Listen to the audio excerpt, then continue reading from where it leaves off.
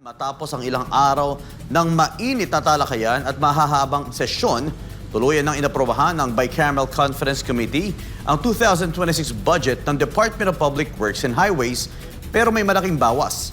Umabot sa higit na 20 bilyong piso ang tinapya sa pondo ng ahensya matapos tukuying overprice ang ilang proyekto. Narito ang balita ni Troy Gomez.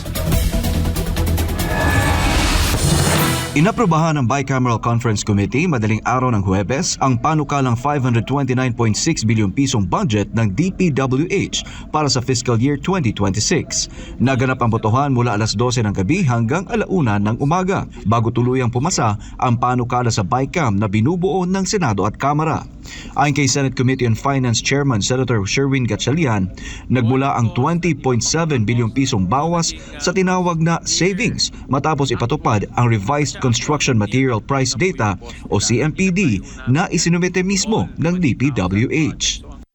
Ang savings na nakuha ho natin is 20.7 billion pesos. No? So ito po yung savings na nakuha ho natin from the reduction of overpriced materials.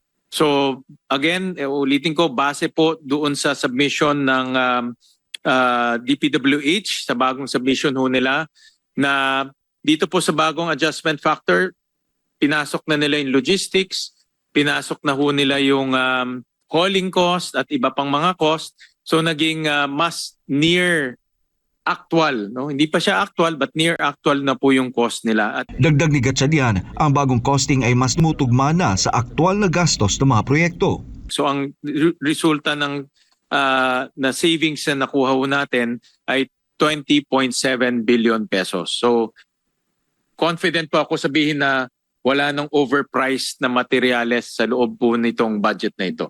Ang inaprobahang 529.6 bilyong pisong pondo ng DPWH ay halos 94.8 bilyong piso na mas mababa kumpara sa bersyon ng Kamara na nasa humigit kumulang 624 bilyong piso. Una nang kinukonsidera ng mga mambabatas na bawasan ng 45 bilyong piso ang pondo ng ahensya.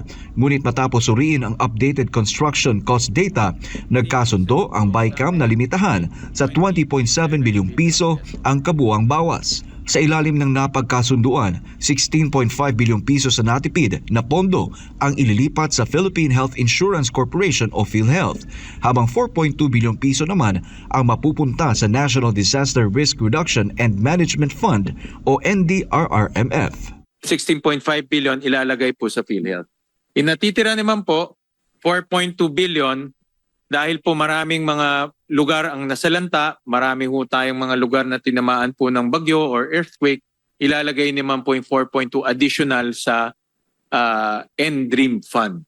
Dahil dito, inaasahang tataas sa 129.8 bilyong piso ang 2026 budget ng PhilHealth habang aabot sa 39.8 bilyong piso ang pondo ng NDRRMF. Sinabi ng Bicameral Budget Committee na ang kabuang 20.7 bilyong pisong savings ay nagmula sa paglalapat ng revised CMPD sa lahat ng DPWH projects na saklaw ng 2026 budget na umaabot sa 10,000 proyekto sa buong bansa. Para sa Diyos at sa Pilipinas, kumahal, Troy Gomez nag-ulat, SMNI News.